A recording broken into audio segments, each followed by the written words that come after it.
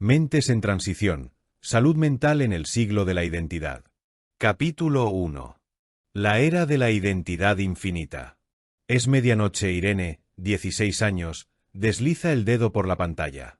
No busca nada concreto. Solo confirma algo, que sigue existiendo. Cada notificación es una microvalidación, cada silencio digital es una microduda. Nunca una generación tuvo tanta libertad para definirse y nunca una generación tuvo que definirse tantas veces. Durante siglos la identidad venía en gran parte dada: familia, oficio, religión, comunidad. Hoy la narrativa cultural es distinta. Sé quién quiera ser. Suena liberador. Y lo es, pero también implica algo que rara vez se menciona. Si puedes ser cualquier cosa, entonces si fracasas, la responsabilidad es completamente tuya. El sociólogo Zygmunt Bauman hablaba de la modernidad líquida. Nada es sólido, todo es revisable. La identidad dejó de ser herencia. Se convirtió en proyecto permanente y un proyecto permanente nunca descansa. Capítulo 2. Los datos que no encajan con el optimismo.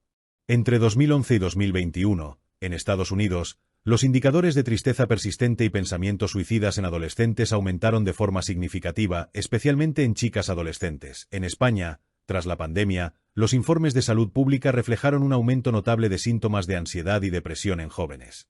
Pero lo inquietante es esto. La curva ascendente comienza antes del confinamiento, comienza alrededor de 2012, coincide con algo concreto: la expansión masiva del smartphone y redes sociales.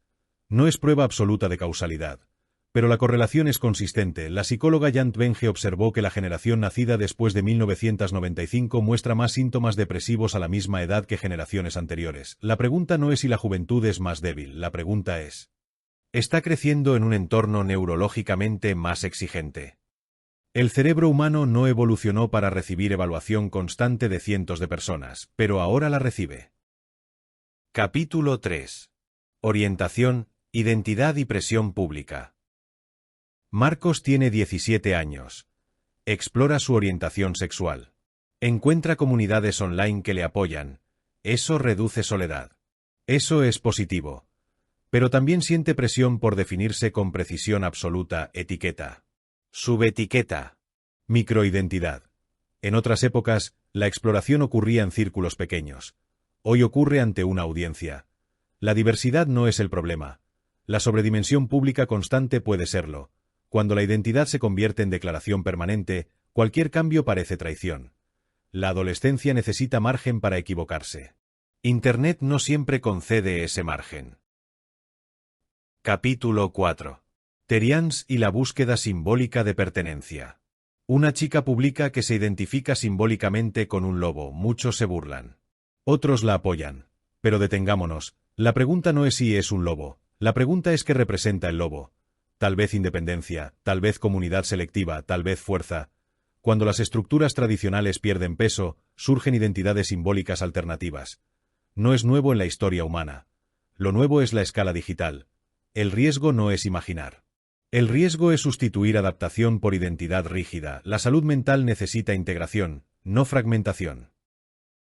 Capítulo 5. La cultura de la comparación infinita. Lucía sube una foto, recibe menos me gusta que su amiga. No dice nada, pero su sistema nervioso registra la diferencia. La comparación social siempre existió, pero ahora está cuantificada. El cerebro interpreta números como jerarquía. Si cada día recibes métricas públicas de aceptación, tu autoestima se vuelve frágil. La ansiedad no surge solo del rechazo explícito. Surge de la comparación constante, y el descanso psicológico desaparece cuando cada momento es potencial contenido. Capítulo 6. Soledad en la otra mitad de la sociedad. Antonio, 55 años, perdió su empleo tras 3 décadas. No está en redes.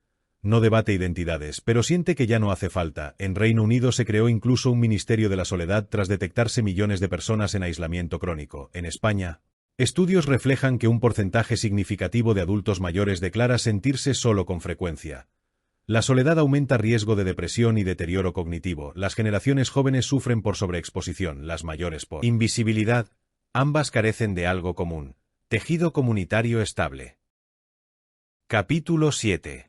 ¿Hemos sobreprotegido y debilitado la resiliencia?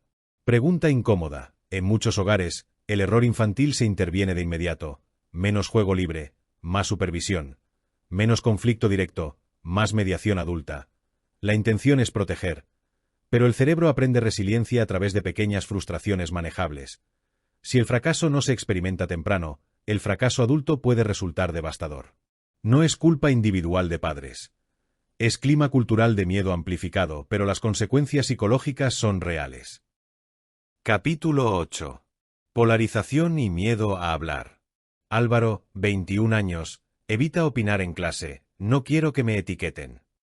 La identidad se ha politizado. Cuando cada postura se interpreta como ataque, la mente se retrae, el miedo social constante no favorece salud mental. La conversación pública se ha vuelto más agresiva y cuando el entorno es agresivo, el sistema nervioso se mantiene en alerta, la alerta constante agota.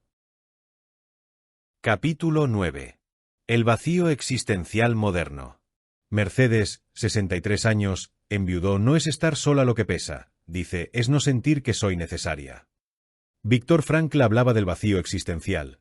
En sociedades donde las necesidades básicas están cubiertas, emerge otra pregunta. ¿Para qué? Sin propósito compartido, la mente pierde orientación. Jóvenes con exceso de elección, adultos con pérdida de rol. Ambos enfrentan la misma raíz, erosión del sentido colectivo. Capítulo 10. No es decadencia. Es transición estructural. Este siglo no es más débil. Es más complejo, más libre, más visible, más exigente psicológicamente.